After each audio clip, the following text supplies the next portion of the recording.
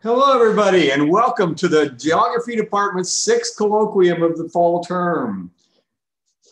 Along with the theme that we've been trying to follow this year about biologists doing geography and geographers doing biology, we bring you Patricia Soranno. Dr. Soranno is at the Department of Fisheries and Wildlife from Michigan State University. She's also a rotator division director at the National Science Foundation. And as I'm working part-time still for NSF, she's my boss.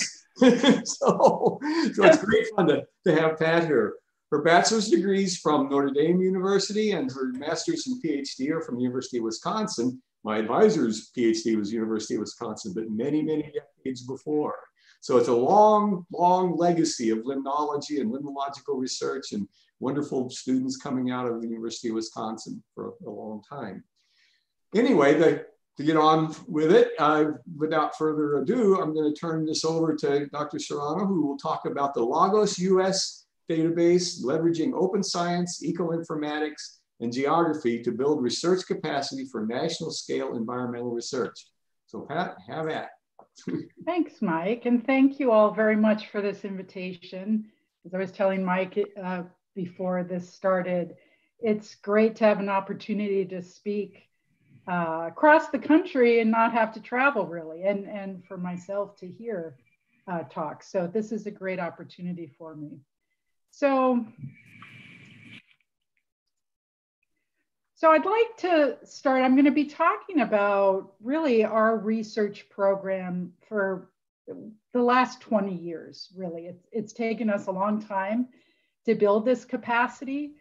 And I want to start with answering the question of why. Why have I spent intensely the last 10 years on this effort, and more broadly, the last 20 years leading to this effort? And I'm going to answer why at the national scale a little bit later. But I also mean just in general at very broad spatial scales. So the reason we do this and why I think we need to do it more is because many environmental problems require it. And to me, I think the best example of why we need a macro scale or macrosystems approach to studying natural systems comes from pathogen spread and disease-borne vectors. And I know that you have your faculty, Sadie Ryan's lab, and I believe one of our collaborators is speaking next week on this topic. This is not my area, but I would say if I had to go back to grad school again, this is what I would study, because it is a great example of how we really need to know fine scale information, but also the broader context of the region, the state, and beyond to the continent. And the spread of mosquitoes and the diseases that they spread is just a great example for that. But a little more closer to what I conduct my research in, we also need this national scale view for a lot of environmental policy. So for example, for setting water quality standards in lakes and streams. So if you're not familiar with water quality standards, they are mandated by the EPA to the states to determine state level standards. Now, even some states are quite large. For example, Florida has 10,000 lakes. It has the 3rd highest number of lakes in the conterminous US. You may not know that statistic, but when we think about the lakes of the US, we're talking almost 500,000. And so how do we think about setting standards in lakes that are going to look very different? And here's just a couple examples. I grabbed one close to your home that I'm sure a lot of you have been to. But even if you're thinking about, say, just the state of Minnesota, you can see those 2 examples there, one very brown lake and one very green lake. And the question is, should they be applied? Should the same standard be applied to them? So to me, this is very much a macro scale question. So let me just dive into water quality just real briefly for those of you that don't spend your days and hours in life thinking about water quality. So water quality in lakes is most often measured by looking how green the lake is. And that green water comes from algae that grows throughout the open water zone. Algae, here's some charismatic algae that are very easy to identify, but the vast majority of algae are really hard to identify. So measuring them under the microscope is really pretty hard to do. So instead, what we do is we take a water sample, we measure chlorophyll concentration. We also can measure how clear the water is, how much light goes down. And we also can measure the phosphorus and nitrogen because there's very strong relationships, just like on land. If you add more fertilizer, you're going to get more green stuff growing in the water. So we can use these as really good surrogates to help us set standards. So all of these are measures of water quality, and each have important characteristics and information to help us better understand lakes. So what controls water quality? So lakes are very much embedded in their surrounding landscape. However, I would say, through the history of limnology, the study of lakes and streams, a lot of people have focused on individual lakes. For example, for my PhD, I spent 4 very intensive years studying one lake. And it seems weird to say that now, but indeed I did. So individual lakes, we know from those studies that they're very connected to the surrounding land. They're also connected to other water bodies. They also are subject to the regional hydrology, such as runoff and groundwater. They also are influenced by the geology and the topography, which influences how the water runs off from the land to water. And of course, land use and atmospheric deposition are important drivers. And I know this last issue is a pretty big problem for Florida, in particular for the Everglades, as well as for all the 10,000 lakes you have in Florida. Now, for an individual lake, it's fairly straightforward to compile all these data and to understand a single lake.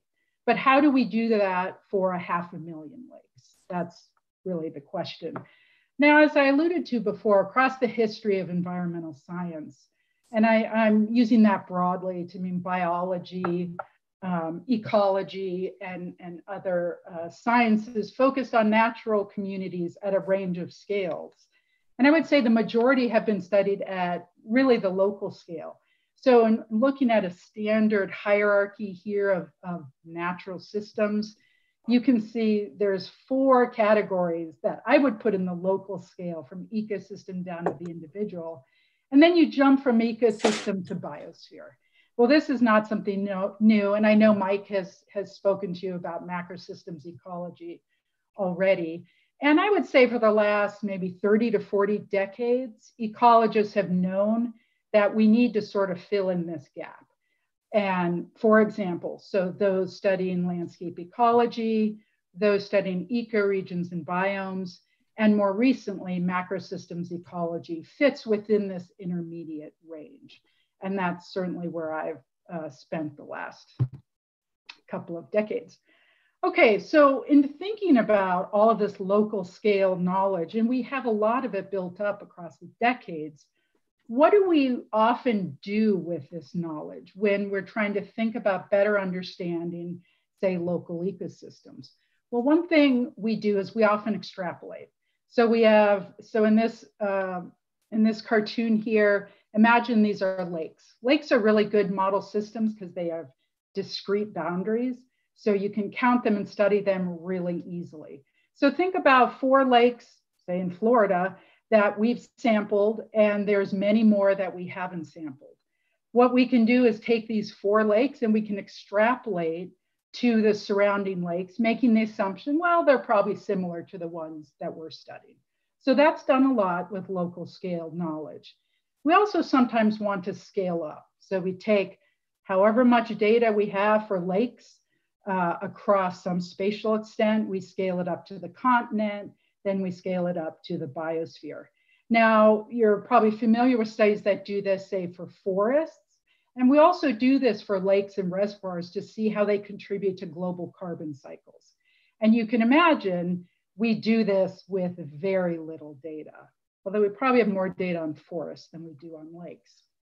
And then the third thing we want to be able to do is forecast. So let's say these 4 lakes have pretty good historical data. We can then take that historical data, the current data, and then predict the future or forecast the future. I would argue most of the time when we're trying to understand environmental systems, we're doing one of these three things. And when we start entering the science policy interface, we really start doing this. So I would argue, is local scale knowledge sufficient to be able to extrapolate, scale up, and forecast? And so just to sort of think about that, let's do a little thought exercise here and think about what some of the challenges might be if we want to extrapolate, scale up, and forecast from a finite number of local systems. So I've taken the lake that I studied in Wisconsin, Lake Mendota here, and I've shown you, so I did my field work in 1992 and 93, and what you can see, what worked great for me is, so this shows phosphorus concentration in Lake Mendota. In 92, we had a pretty unusually low year for phosphorus, not the lowest, but a very low year. And then the next year was a pretty high year. It's great if you're doing a dissertation that's only 2 to 4 years, because you get a really nice contrast. So, okay, so let's say we've got this one lake. And if our goal is to forecast change in all lakes, then we start making assumptions about how lakes respond to this one well-studied lake. First, we can assume that lakes start out with different levels, say of phosphorus, but then they respond individualistically. And so here there's no relationship. One lake has a high, another lake has a low in the same year. In contrast, and imagine that we're talking about phosphorus here. In contrast, you can assume that lakes may start out different, but they're going to respond, say, to the same climate. So if it's a really wet year, you're going to get high phosphorus. In a really dry year, you're going to get low. And here we say that the temporal signature is synchronous in this case, whereas in the previous example, the temporal signature is ephemeral. So you can see when you're trying to forecast, you need to know, are you thinking, oh, they're going to be synchronous, or are they going to be ephemeral? So we can also think about how ecosystems vary spatially when we're thinking of extrapolating and forecasting. So now the x-axis is space here, and we're comparing 3 regions. And let's say now we go out and sample 3 regions. We've divided the US into 3, and I've centered Florida as one of the regions here just for a frame of reference. And the question is, do lakes vary more regionally, or are they more individualistic, and do they vary more locally? So the first assumption we can make is that lakes within a region are more similar than lakes across a region. Pretty simple concept. And what this means is region 1 with Lake A, all the lakes around it are going to be more similar to it than the lakes in the other 2 regions. This is in contrast to the situation where we say lakes vary by local factors more than by regional factors. So this is lakes are responding, or lakes exhibit more individualistic behavior. And in one region, you could have really high nutrients and really low nutrients due to the very local specific characteristics. And so these would be lakes where there's more local spatial variation versus the first case where you have regional spatial variation. And so just to give you some examples, so we have data here. We have data for lakes where we've connected the mean temperature of the last 30 years to these lakes. And you can see a strong regional spatial structure here to these data, to mean temperature. And in contrast, a very weak spatial structure variable is lake depth. So this means if there's a shallow lake in one area, say Minnesota, there could be a deep lake right next to it. So this means there's no spatial structure, and so that's not going to help us. Lake depth is actually a really important variable to predict a lot of different factors about lakes. So the fact that it has no or very low spatial structure doesn't help us much. Okay, so what can we do with these type of data that I just described with these simple plots? Well, actually, we can do a lot with them. What we can do is break down the variance of lots and lots of data into these different spatial and temporal components. And what we can do is calculate the total percent variation of, say, total phosphorus across the landscape in all of these lakes as either regional, local, synchronous, or ephemeral. So this is a very simple box plot, bar chart, but actually to get that bar chart, you've got to use a Bayesian hierarchical variance components models with random effects. If you're interested in those details, you can look at some of our papers. It's a very effective tool because one thing it does is it accounts for very unbalanced sample designs, which these kind of data that I'm going to tell you about are very unbalanced. But it can factor and it can test for both local and regional predictors as well. So it's a really powerful approach. And so we've done some of this modeling, and I'm going to tell you the results of those. But I first want to tell you how we got here, because I wanted to make this plot, that variance component plot, probably 20 years ago. And I was not able to make this until just recently. We published these results in 2019. So it's taken a long time to get to that very simple plot. Okay, so what we argue, and Kendra, my longtime collaborator and co-director of my lab, we published a paper a couple years ago where we talked about this need to extrapolate, scale up, and forecast, and that quantifying spatial and temporal variance components really improves our ability to do all three of these things. Because if we know where the spatial structure is, it's really going to help us hone in on what kind of predictive models we need for all three of these activities that we want to do. Okay, but what does it take to be able to model spatial and temporal variance components? Well, we first need sufficient lakes sampled across all the regions. We need sufficient lakes sampled through time in different regions. We need integrated data sets. So most lakes are sampled at the state level or finer. So you have to combine all the data sets. You also need all of the great geospatial data sets that go with it to be able to build the model, to be able to make to test for whether local or regional predictors are more important for water quality.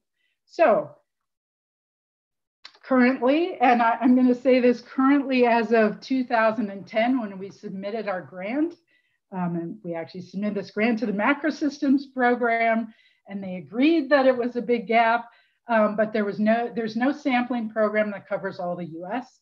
There's no central repository for data, certainly that is research ready, and there's no associated geographic data that is all integrated to build the models. But what we thought and recognized is there's a lot of data hanging around in different parts that we could put together. Little did we know it would take 10 years plus to do that. Okay, so our proposition is that I'm going to spend the rest of the time talking about, that we'll be much better positioned to extrapolate, scale up, and forecast by explicitly studying the spatial and temporal scales between the ecosystems and the biosphere, i.e. the macro scale. And so what do we need to study these spatial scales? So first, we need the geospatial data that represent all of these scales. So not only just the broad scale, we also need the very fine scale.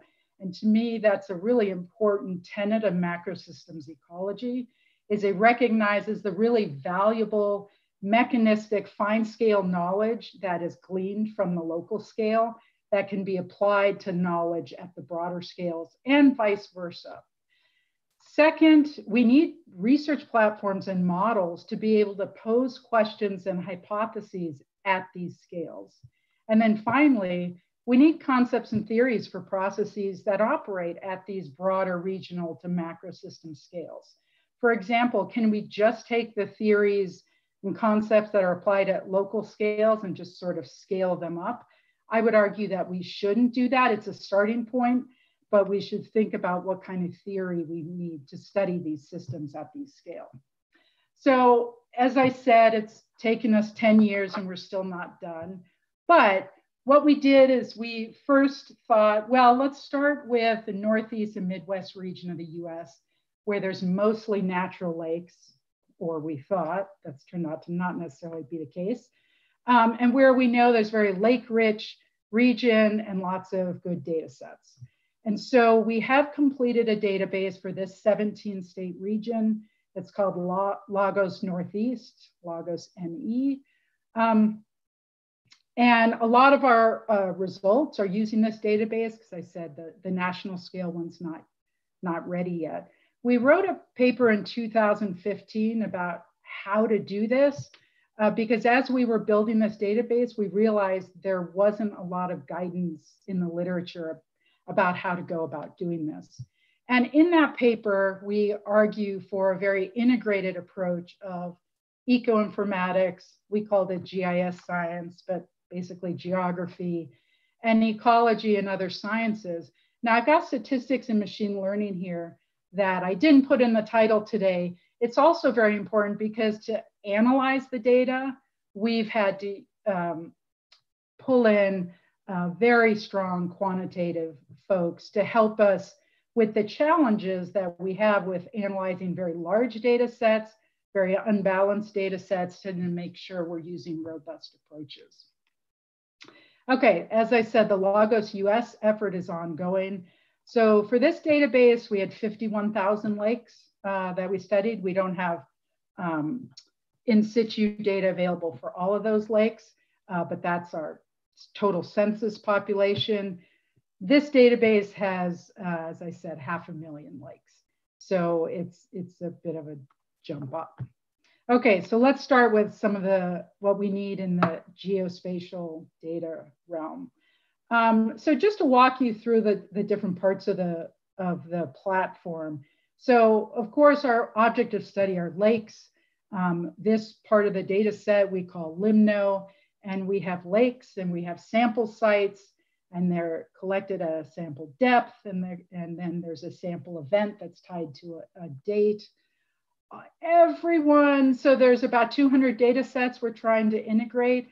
And I would say there's 200 different ways to combine sample site, sample depth, sample event, and probably 200 different ways to call phosphorus. And I was going to make a figure of that, and I didn't get a chance to do it.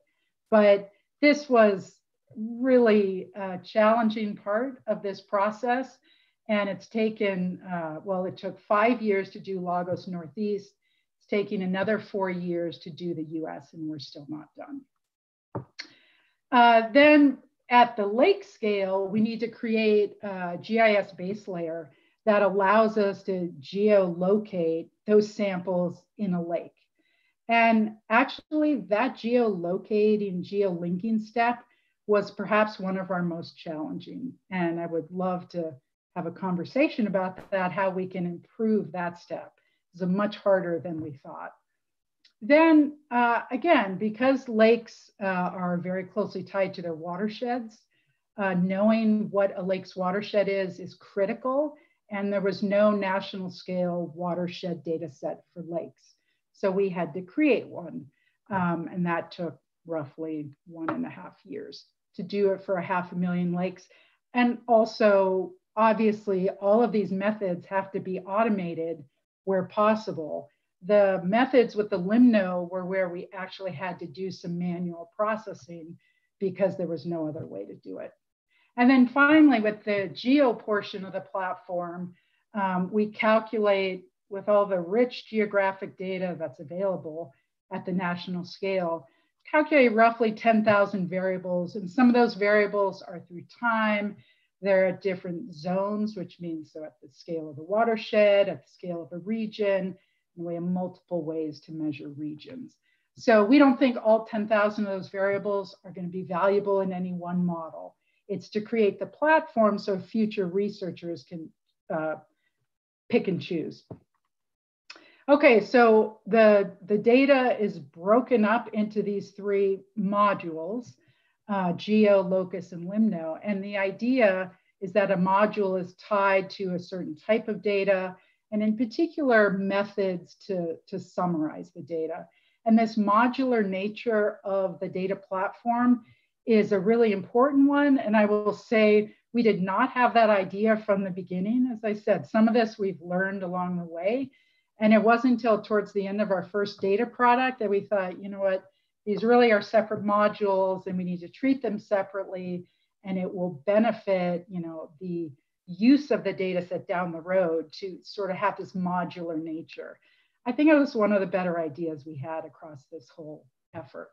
Okay, so why am I talking about the national scale? It's only because of the GIS data. So there is such a rich amount of GIS data available at the national scale to link to water bodies. And a lot of the data is much higher resolution and better quality than we can get at the global scale. So we did not take advantage of many global data sets just because of the rich national data sets we have at the US. Okay, so what's the platform besides just the database? Well, one aspect of the platform is that the different modules can be interconnected. And this is pretty obvious, but you've got to have unique identifiers that allow you to connect all of the data. You also have to have a data model that makes sense. Our data model is somewhat hierarchical, but it allows these connections. And then we provide additional resources. So for example, in our package to access the data, GIS base layers to allow future users to be able to, you know, create their own data, certainly to create their own maps. Extensive documentation. In fact, I've spent this entire year just writing documentation with my collaborators, and we're up to about 150 pages now. It's really a gruesome effort. But to make these data usable, we have to write the documentation. And there's two really key parts of this platform. One is we wanted it to be extensible. So that means sort of like Lego blocks, so that other researchers could create their own module and just connect it, snap it into the Lagos platform, take advantage of all the other data that we've got there. We've created a couple extension modules that have been sort of side projects on our own. So one is a data set where we differentiate between lakes and reservoirs. That's something that's also not available at the national scale. We've combined information on lake depth. Again, we did that by searching online for lake depths manually, and that's never been done. And then we've created lake networks. The second issue that we wanted is to make this data platform as research ready as possible, so that if you have a macrosystems ecology question about lakes, you can go to this platform and you can grab the data that you need to answer the questions that you need. So that's always been our driving factor. And importantly, the third important point is that the choice of which data to integrate and our data model were based on concepts and theories of lakes, landscape ecology, and macrosystems ecology. So even though we've spent a huge amount of time, you know, building a database that some may think, well, that's, you know, what kind of science questions are you doing? This is something that very much started with science questions and started with a conceptual model of how all these pieces fit together. Okay, so our principles, a couple of things I just want to highlight in building this platform beyond the ones I just mentioned is we thought it was really important to have a census population. So, and this is where the GIS data sets come in handy, because we can represent a lake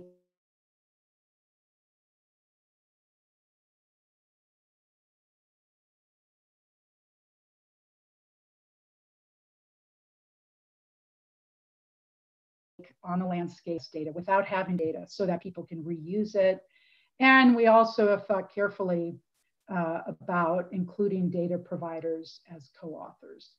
The remaining points are sort of standard open science principles, and I'd be happy to talk about those if you're interested. So just for a fun graphic, hopefully you're seeing this loop. So this shows from our first data product the time of sampling for water quality that's available from all these different data sets.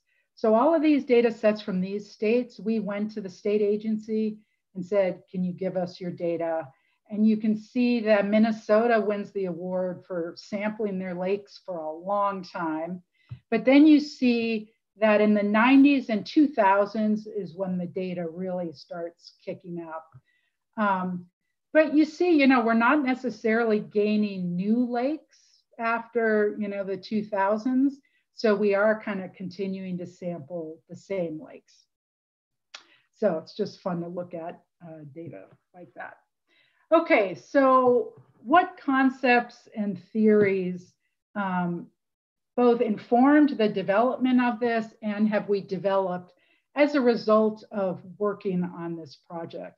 Well, the first that I want to acknowledge is Landscapelimnology that we've been working on really since the 2000s, and in particular, along with Kendra, Kathy Webster, and Mary Tate Bremigan.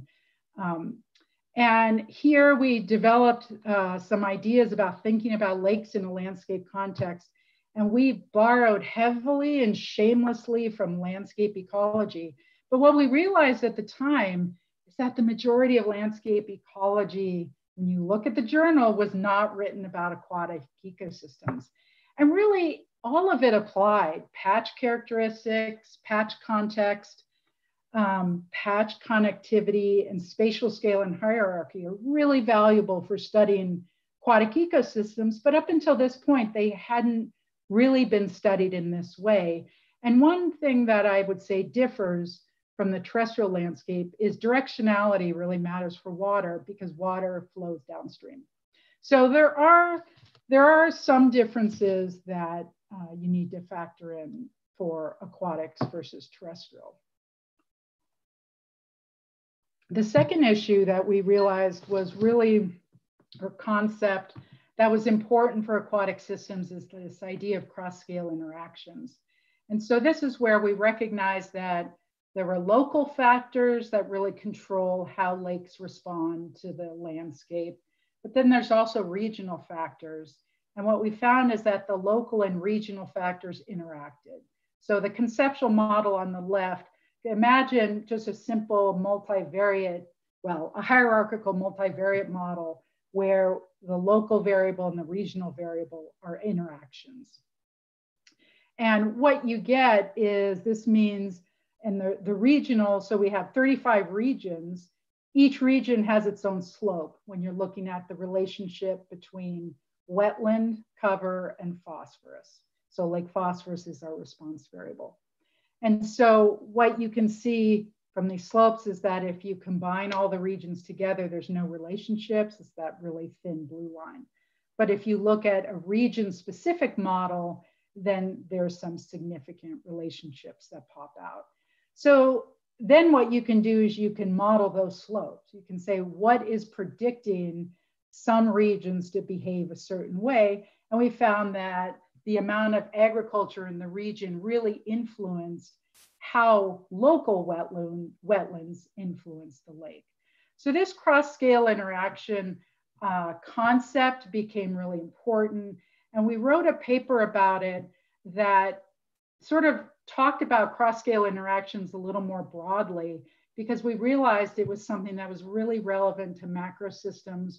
We're not the first ones to study CSIs, obviously, but we helped to differentiate the different types of CSIs and the ones that were particularly important for macrosystems, and the C and the D are obviously critical.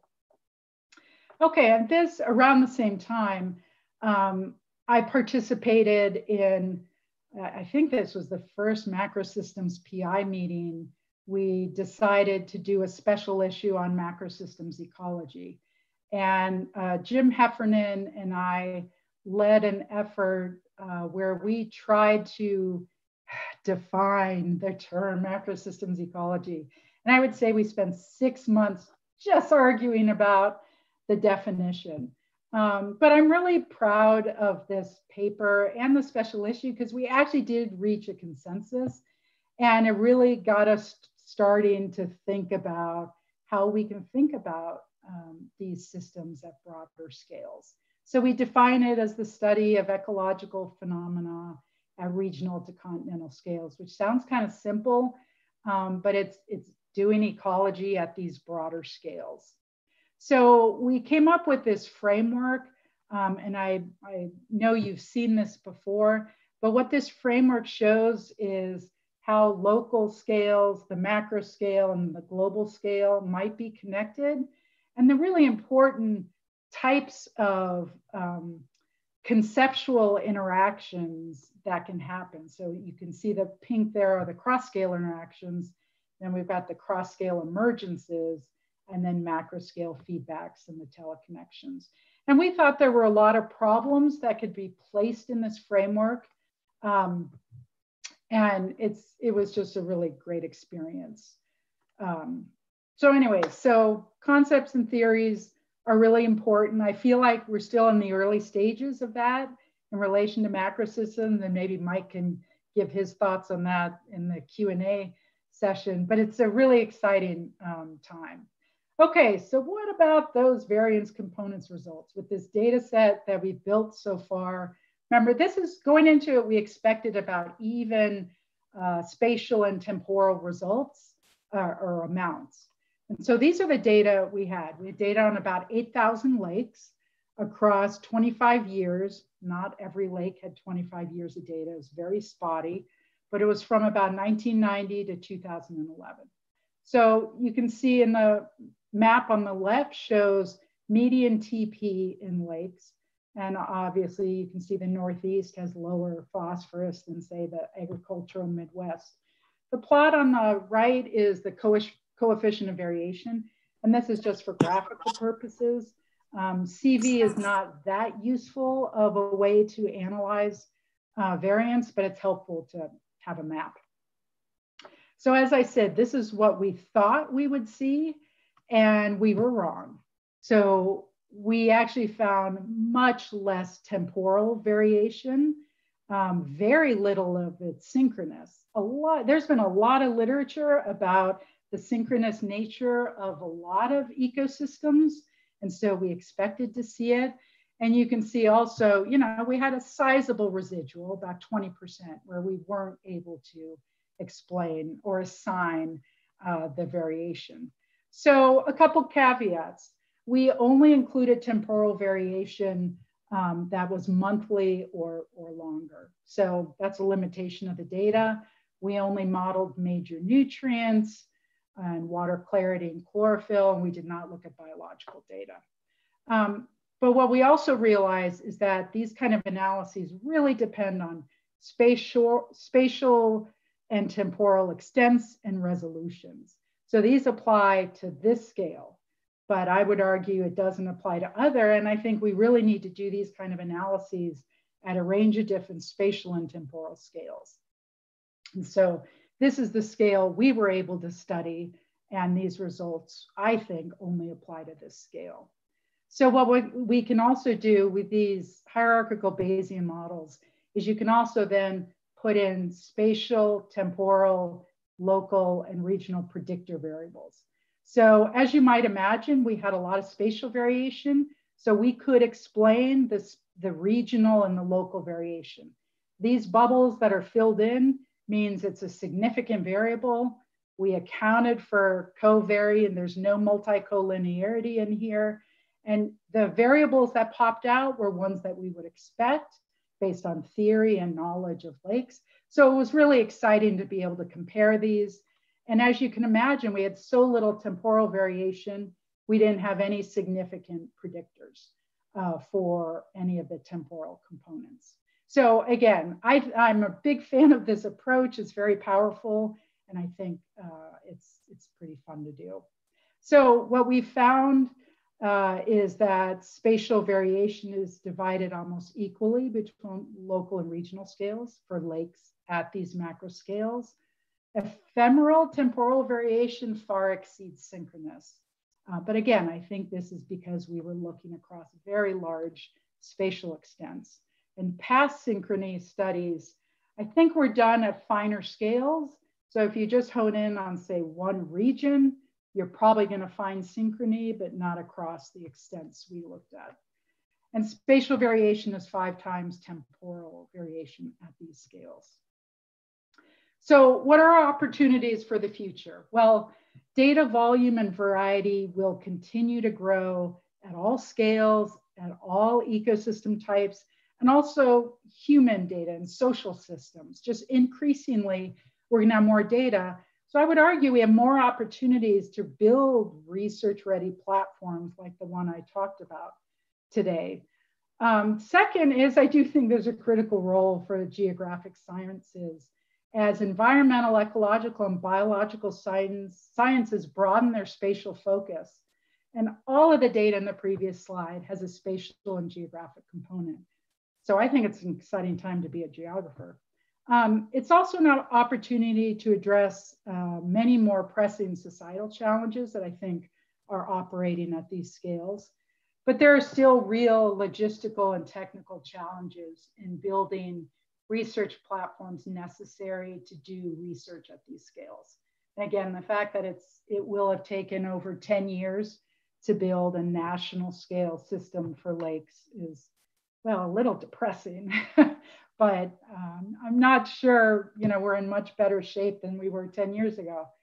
So I will just leave you with that. I do think we mostly want to extrapolate, scale up, and forecast. And I think that thinking about both spatial and temporal variation and using methods like hierarchical Bayesian models are a good way to try to tackle this. And that's all. Happy to answer any questions.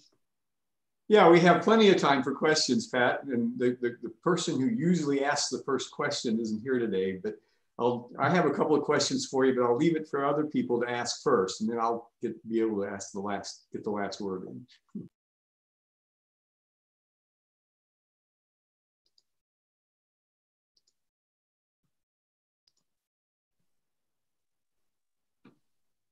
Okay, actually, there's a question that comes in the chat. It says, what are the standards to define the selected lakes from other water bodies such as ponds when we're scaling up? Marv, maybe you should just ask the question. I'm not sure what you wrote here. What's the definition of a lake essentially? How do they differ from ponds? Do you include ponds? Or? Well, yeah, so first I'll show you, First I'll show you some of the data we have from the national that's kind of relevant to this.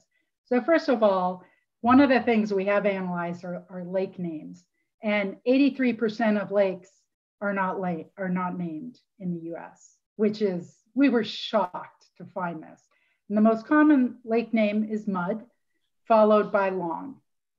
Early settlers were not that imaginative. So what we found really interesting is this graph. So this says what people call lakes. They call them lakes, they call them reservoirs, they call them tanks. That was new to us. And they also call them ponds. And so if you look at those red, not a huge amount of ponds in Florida. But what we found is that ponds have no ecological meaning. It's a cultural thing. And so like ponds in the Northeast are really quite large. So like in Maine, there's something called the Great Pond that is just huge. So in the Northeast, ponds are very large lakes. In the Southeast, ponds are generally smaller. But you're probably asking about small water bodies. And we use the cutoff of 1 hectare in our Lagos US data set. And that's just for a data quality reason, that the data of our base layer, the quality started to go down below 1 hectare. And really to define a lake, to me, a better term is wetland. There is the threshold between going from a lake to a wetland, and that has to do with depth, but we don't have much depth data. So to me, if you have a water body where you have, say, grasses growing all the way across, that's generally a wetland. So we try to have more functional definitions of lakes versus wetlands. versus open water all the way across. Oh, okay. Anybody else?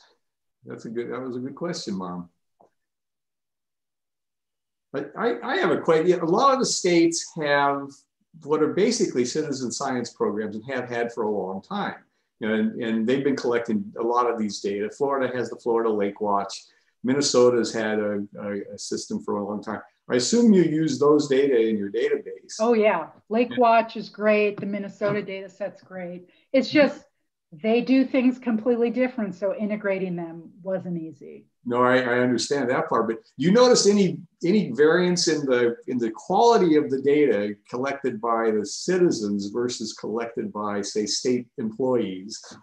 Well, I do not worry about that in the least, because in a lot of citizen science programs for water quality started up in the 80s and 90s. And so in the 90s, there were a lot of papers written comparing professionally sampled water quality with volunteers, and they found no difference in quality. And in fact, sometimes they found a little better with the citizens, because I think the professionals, start getting a little sloppy. So to me, I have no concern about using volunteer data. And particularly at these scales, it kind of gets lost in the wash. But I would argue we have greater sources of error and uncertainty than whether it's collected by a volunteer or a professional.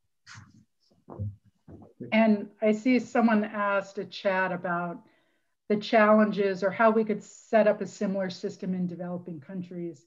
And yeah, we've talked with some folks across the globe. And, originally we wanted to do Lagos World. I'm so not doing that. But what we also realized is that I think something like Lagos needs to be at the national scale, because often sampling programs are at the national scale. So I think different countries should create their own. And then hopefully, we would love it if people would use kind of the model and the system we've developed, and then it would be easy to collaborate and integrate the data.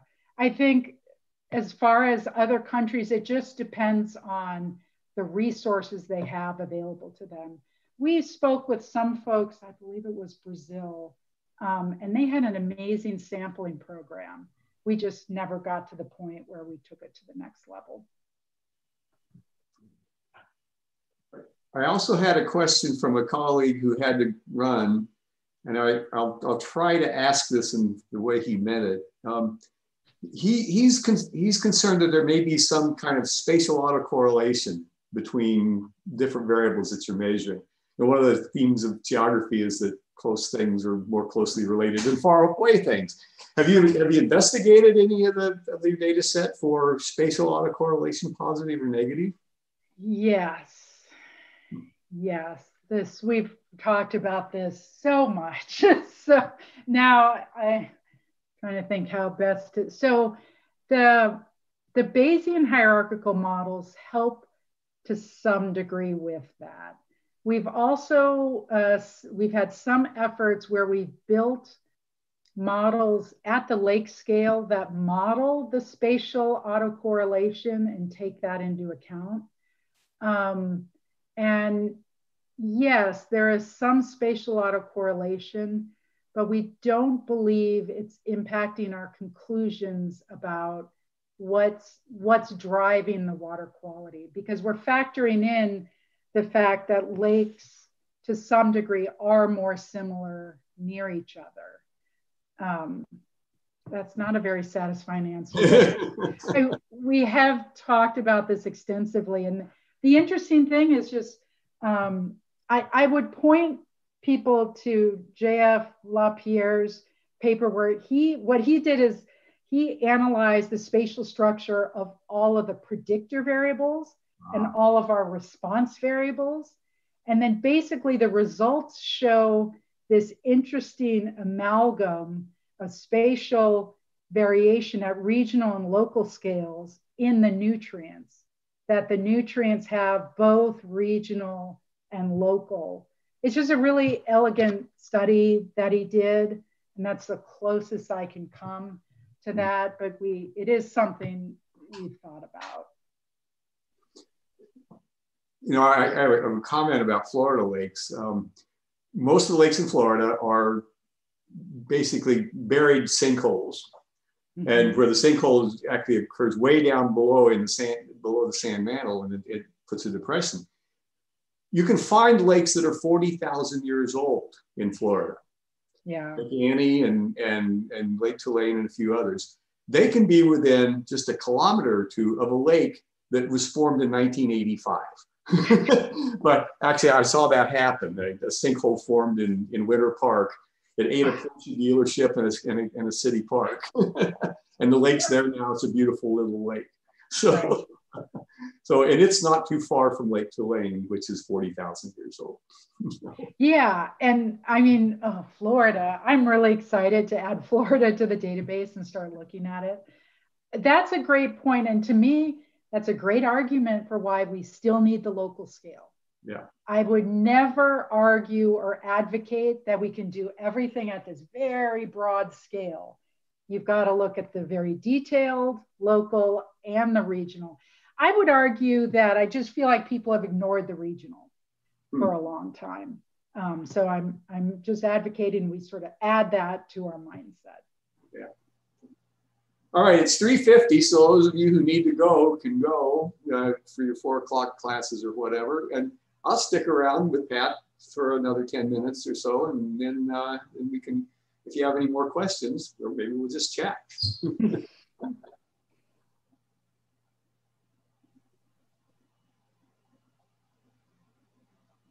Oh yeah, Mike Ryan reminds me to introduce next week's, in a second, it'll be Stephanie Mundus, who will be talking about, let me see if I can call it up here.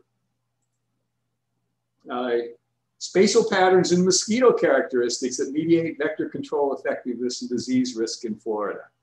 Now, this is, Stephanie's a graduate student, and it will be her required colloquium. So students and faculty will have to make up write up the evaluations. So, sounds like a great topic. All the grad students who are taking this for credit, don't forget to write up your evaluations and pass them in. And if Pat wants, I share them with her.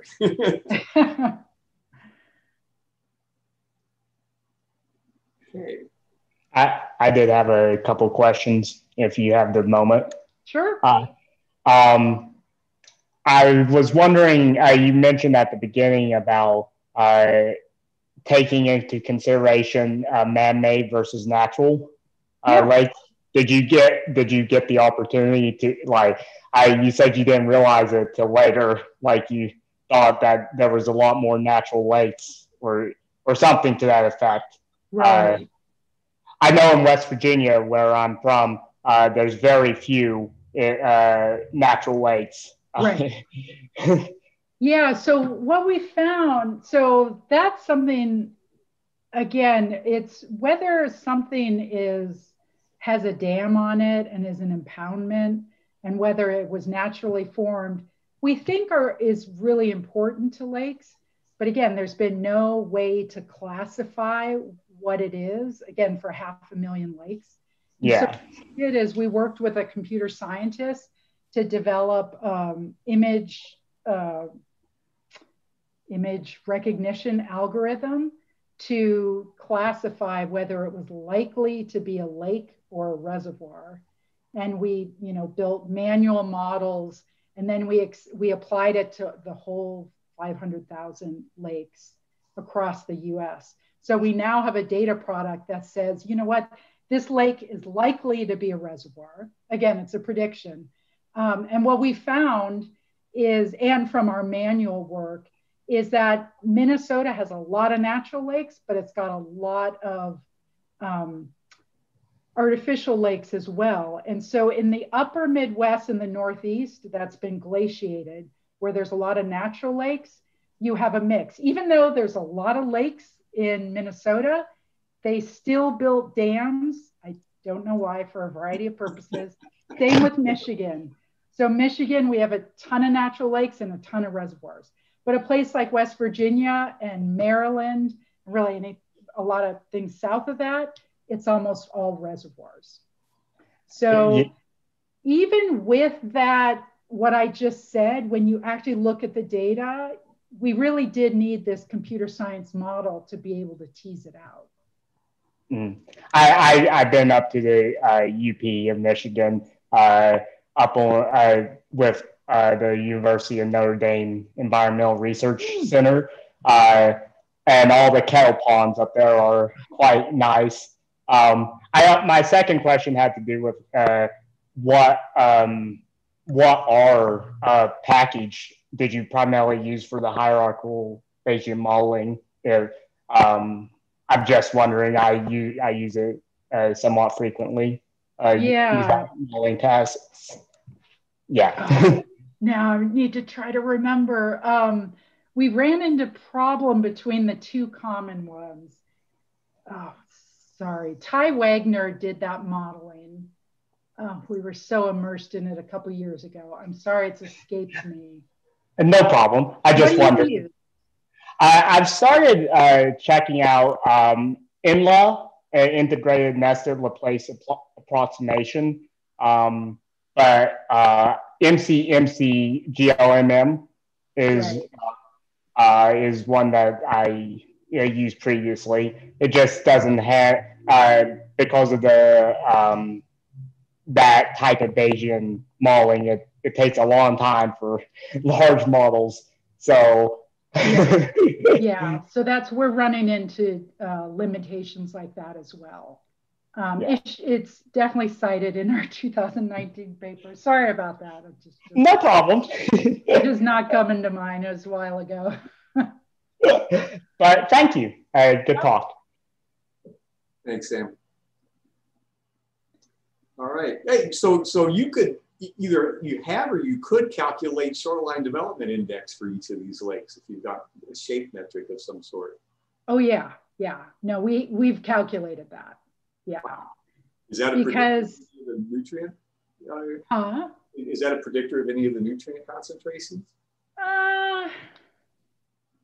It doesn't really pop out in the models. When you include, we've built a ton of these models to predict the nutrients.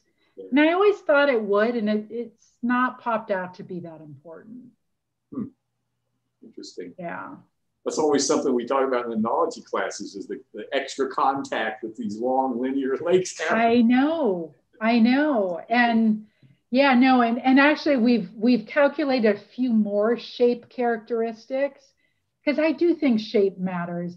And I do think the shape will help us better predict whether it's a natural lake or a reservoir, but we didn't have the shape metrics done to put into the model. But that's something that would be fun to do in the future. Fun to do. Good master's project. Yeah, exactly. Okay. Well, thank you very, very much, Pat. I think we can start to log off now. There are only 6 people left, including you and me. Now 5. So, and it's delightful talk. Everybody seems to have loved it. They get a lot of good comments, and it's just the sheer magnitude of the work that you've done is overwhelming. It just blows me away. We took 2 years to map the forest management in our Macrosystems award, and now we're working on the rest of the country, and it's going a lot slower than it did originally. We're finding the same thing. Yeah. That this, even though the methods have been worked out, that it's taking us longer. I don't know why.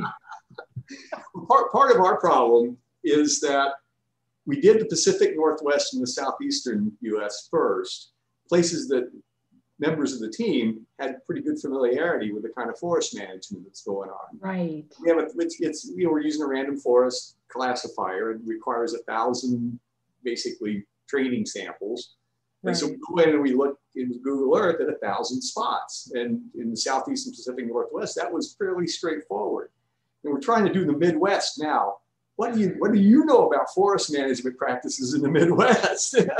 Not much. We don't. We have people who are there. Right. Concord Desai at Wisconsin is one of our. Oh yeah. And he's helped us out a lot, but it's still.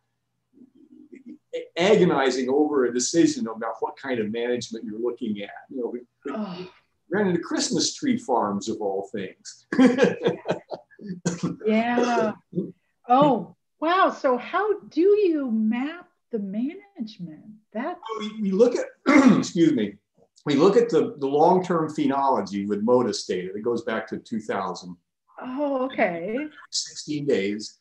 Yeah. And that's one of the things, and a whole bunch of other ancillary variables that go in, the same kind of thing that you're doing with the lakes. And with a random forest classifier trained with all these things that now we still have to look at the training samples to train the random forest. Yeah, yeah. And that becomes, again, it was straightforward in the places we knew that we did first, and it's now we're going farther afield. We actually have advisory committees in each of the regions who are trying to tell us what to look for. Right. And that's part of our program, and so they're helping, but it's just kind of clunking along now.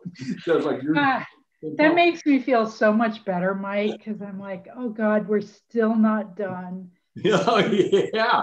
Well, we're in the 3rd year of our 5-year project. So yeah. I got kind of set back when I came to NSF, and I know that you're having, you don't have, about less time than the program officers do. Yeah, so that's why all I've been doing since I came to NSF is writing documentation. Yeah. And that's an evening weekends probably.